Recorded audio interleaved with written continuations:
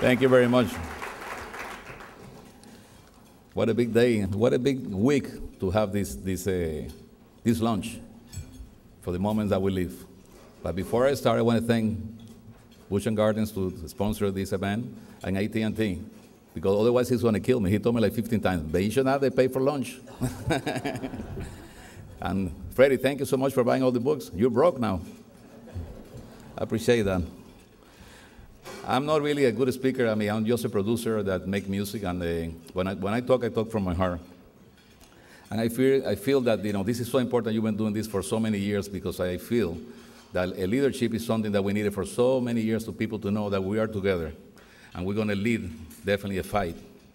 And somebody asked me, what is a leader? I remember when President Obama came to my house, was a lot of people thinking, why you bring his Democrat and Republican, say that.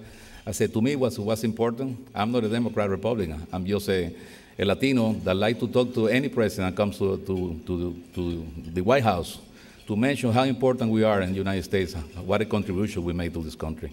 And I think that was important for me.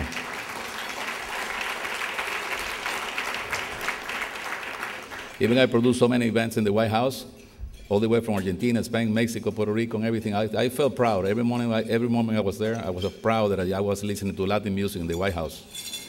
And it was important for me. I was 11 years old when I listened to my mom and my dad talking in Cuba. And I heard they say, we're going to be stuck in a communist country. And I made a decision to leave Cuba. I told my mom, I want to leave. And she said, if you leave, maybe I'm never going to see you again. So I became a man when I was 11 years old. It made me definitely grow up in an incredible way. Including, when I hugged my mom, she said, I'm not doing this for me, I'm doing this for you. You have to live to a free country. And definitely, I made the right choice. Why I made the right choice, I remember when I got to Spain, I hugged my mom, I left to Spain. I was crying the plane going all the way from Havana to Spain. And I remember when I got there, I held my dad. My dad came with me. And I told my dad, I don't know if I made the right decision. Maybe we'll never see our family again. But I knew it was the last chance to get my family out of Cuba. And I remember it was the first time that I felt cold, because, in Cuba was, of course, tropical, was always like a hot climax. And I felt that I was crying. And what I remember 45 years later, I came from Prague in a private plane with Gloria, my daughter, and I start walking in a corridor, and I tell Gloria, I need to stop for a minute. I say, why? I said, this is the same hall that I worked with my dad 45 years ago. When I walked out, it was an incredible emotion, and when I saw that I was leaving and I accomplished one of my dreams, I saw my daughter smiling. I knew I made the right decision coming to the United States.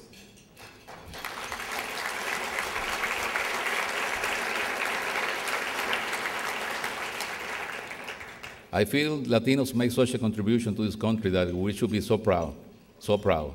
Even that what is happening in Arizona, we don't have to be afraid. We need to be ashamed. I still, when I'm in a hotel and somebody knock on the door, I'm going to leave in 45 minutes, and they tell me, I don't speak Spanish. I speaking English with you now. What are you talking about? And I feel because you have an accent, or you have a last name that is Latino, you shouldn't be afraid, and you should be proud, very proud, because we definitely make a great contribution to this country, including, who could have said that Jose Hernandez was an astronaut, that, played my music in the space, en mi tierra. If they could have said that 25 years ago, I said, don't put a Latino driving a rocket, maybe he landed in another place. And who could have said we have Bob Menendez, who he's in the Senate defending us every single day, the Latino voice. Or who could have said we have Rosie Rios signing the $100 bills now. And, that makes us very proud. What I'm saying to you, even AT&T with the chairman is De La Vega, and you have McDonald's, it's head by a Cuban guy, and you have ARP, and like so many companies, the chairmen on all these companies are Latinos, and it's a moment of pride.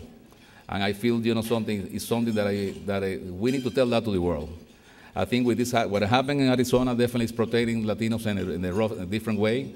Why? Because everything you see is related to being criminals, and we do a lot of we don't made a contribution to this country, and I feel that's totally wrong. I think we have to expose what we accomplished. We have to realize we live in the best country in the whole world, And, I think it's a time to show the world what we accomplished. I think what happens in Arizona definitely pushed the wrong button, because for many years I've been talking to everybody, explaining people, it's no difference between Mexicans, Puerto Ricans, Colombians, and Cubans. We're all the same. We're a big family.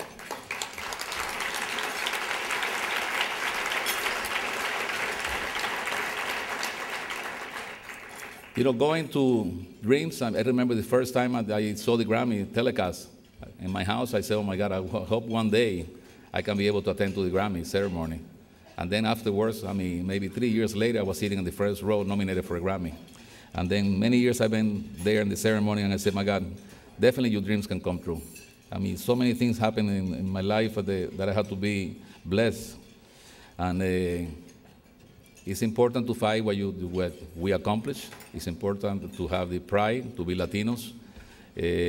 That kid that came to this country looking for freedom, I accomplished that. I never came looking for any opportunities, but we come to work, and we definitely come to work, and a lot of us accomplished that.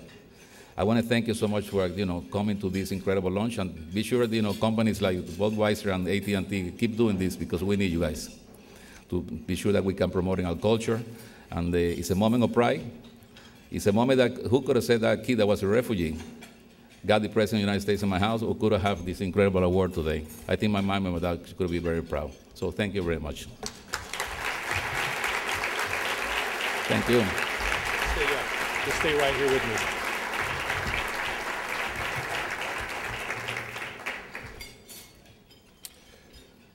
We've been joined by Senator Bob Menendez.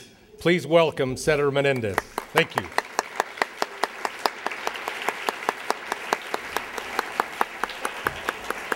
We're going to depart a bit from our normal sequence of the Latino Leaders Luncheon Series, because Emilio has been kind enough to agree to respond to some of your questions.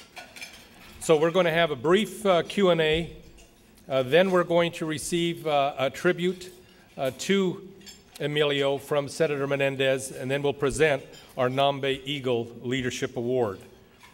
Now we have, I believe, 3 standing mics. What we'd like to do is this. If you have a question that you would like to direct to Emilio, please go to a microphone, identify yourself. Please be courteous to everyone in the room. Keep the questions brief. Something before we do this, I will do this because a lot of people ask me questions about music and all the things that, about, selling Cuban food in Disney World and doing it, and they want to know. So, but before I do this, I would like to take a picture, if you don't mind, and bring these 2 kids that came from Miami. And you are really leaders to make that decision to come to Washington, to show the world that, that you have to do that. And I promise you that I'm going to see the president tomorrow. I'm going to give you a letter. I promise you. But do you mind coming and taking a picture with me? Come on, come and take a picture with me now.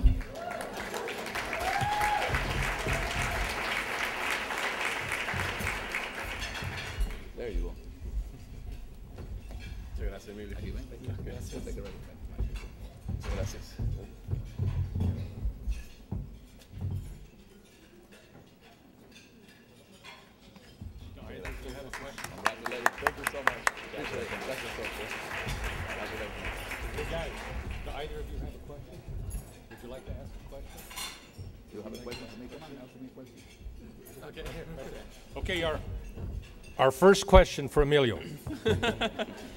Hello, everybody. I'm Felipe Matos.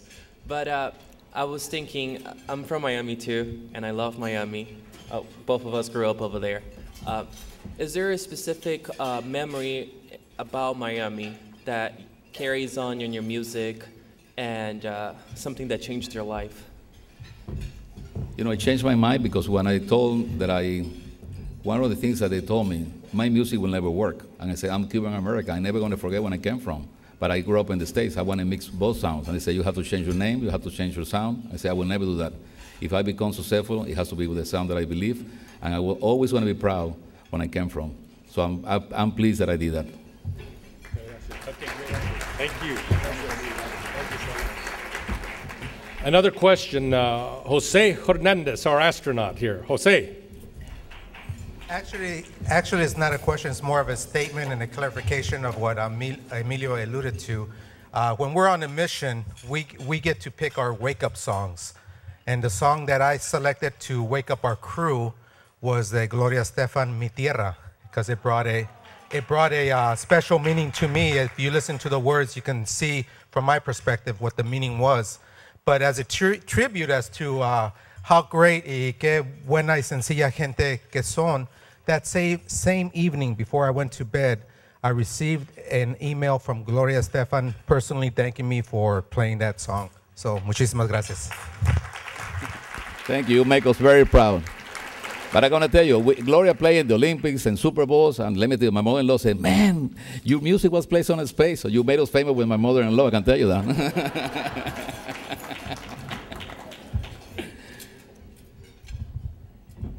Is there another question? Yes, Janet Murguia.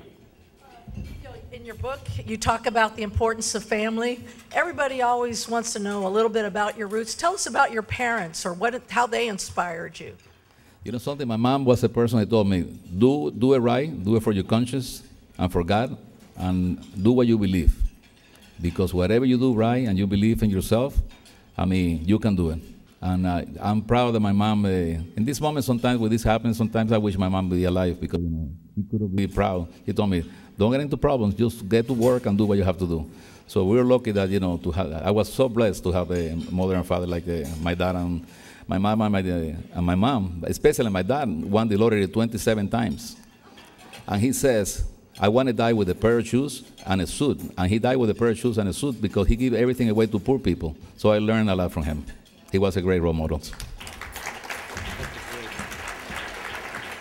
Okay, then we have a question, Rafael. Emilio, hi. Is this working? Hi, Emilio. Hi. De felicidades de nuevo. Muchas gracias. Question for you. With the immigration issue being, front and center in the minds of everybody, I was wondering if there might be a possibility for you and some of your other artists to lead an opportunity to raise funds in order for us to attack this Arizona immigration bill, that it's going to cost a lot of money in legal fees for us to battle that. But not only just for that, because there's going to be a lot of copycats. If there might be an opportunity to do a song, that can help raise funds for the cause. I think it would be great, but beside this song, we need to show what we've done as Latinos in this country, how much we love this country, how much we contribute to this country. And you guys, there's a lot of you guys leaders, please, keep doing what you're doing. I mean, but I think beside the song, we need to fight. This is an incredible moment for us, and we want to fight for that. I created some commercials with Freddie for Democracia that is in a positive way, recognizing the American dream, that they're going to be running all over, all the channels. And I think, which a soldier is willing to die for this country. And he said at the end, I'm willing to die for this country, God bless America. I'm from Colombia, the guy's from Colombia. My contribution, a doctor, and I think this commercial is going to be fantastic. Thank you, Emilio. And next, Carlos Cortez. Carlos. Emilio, hello. Hello. My family, Christina and my wife, Evelyn, we've been following your career for many years. And, many years. Yes, I would say many years.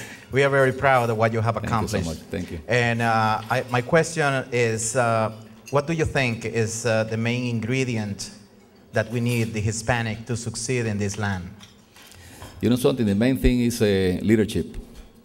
We need leadership, people I think the first generation, we still have accents and we still have handicaps because, we didn't have money to go to school and learn about things that was important to discuss with the president and with other people. We can talk from our heart, but, we got limitations because, we was very poor. We had to do 3 jobs in order to support our family and get our family even out of Cuba. But the second generation now is kids that has been learning. We have lawyers, we have a great window for them. They know the Constitution and they'll be able to go and fight for us.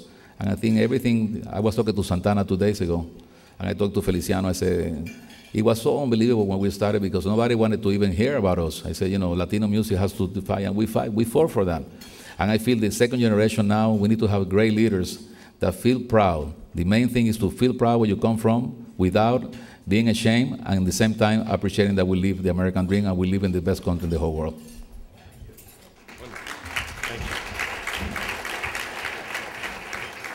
Okay, Frankie, I see you at the microphone. I want to take this opportunity, Emilio, to say that although we've never worked directly, we have a lot of people in common. And not only that, you definitely are the godfather of music in the sense where me personally, growing up, Gloria, John Secada, looking to see who the man behind the artist was and knowing who you were and knowing that music saved my life. A lot of Latinos, we know, we grow up in urban areas, we grow up in the inner city, and a lot of times we take refuge in sports, we take refuge in music, and through Emilio's work, through his foundation, through the artists that he's worked with, all those Grammys were one of those things that I looked at as a positive influence as to a way to make it, to get out. And you definitely did show me personally the rhythm of success, and I just want to thank you for that. Well, thank you very much. Let me tell you, you make us proud too. You have a wonderful career. You didn't need me, but maybe I can do an album for you. You never know. Okay, two final questions, okay? Yes. You alluded to the fact that people in this room who come to DC to sort of demonstrate leadership, and a lot of us are in the political sphere. But I think that through your example and countless others, people across communities across the country, we're seeing leadership in different levels. But I think you also show leadership in another industry we haven't traditionally thought of outside of the DC circle, and that's in art and culture. So I was wondering if you would speak a little bit of what is it that we can do, these organizations here representing, we typically think politics, social services, what can we do to engage people like you, and I know that there are scores of others in art and culture. What is it that we can do together? And I know this builds a little bit on what Rafael was talking about, because I think this is such an exciting time, and that the whole field of cultural diplomacy is one that can be done a little less intimidating if we just highlight the positive things about us. So. You know, sometimes when you're a musician or you're a sport guy, they don't come out and support that because they're afraid they're going to lose their sponsorship or they're going to lose fans. We cannot be afraid to do that. I can tell you, when I went to March with Gloria on Saturday, I felt one of the proudest moments in my life because I felt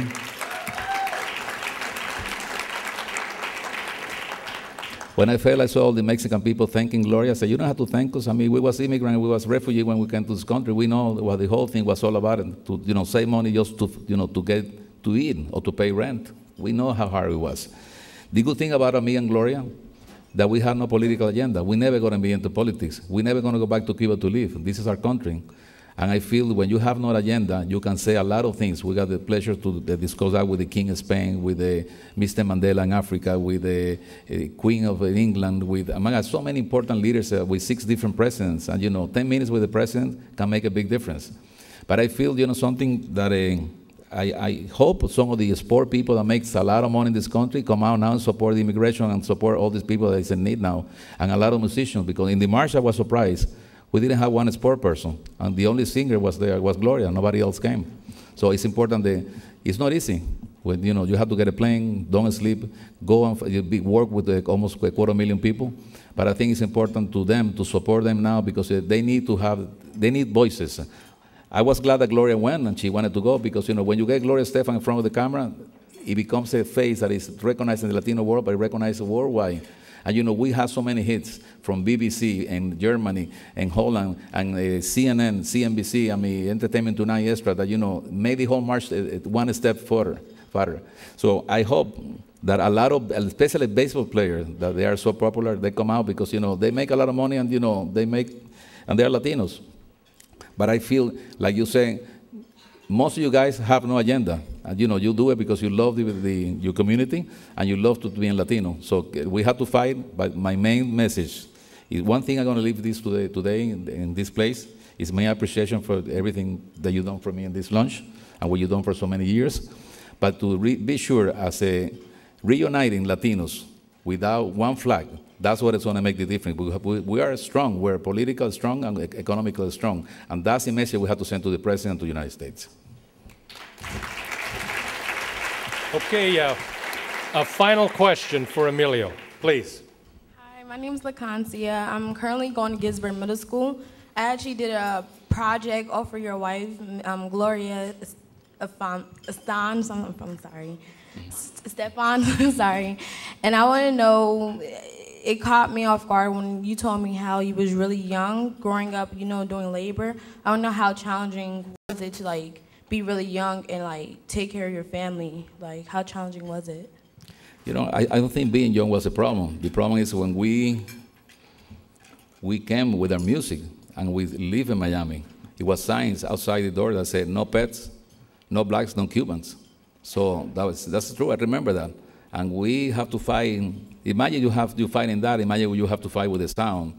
That is, you know, you have congas and timbales and the horns. I remember the guy when I went to Sony. I showed conga. They almost threw me out of the building. He said, "This will never work." I said, "Well, that's why we have to put it out." And you know, 10 years later, I was the president of the company, Sony. I was 14 years the president of Sony.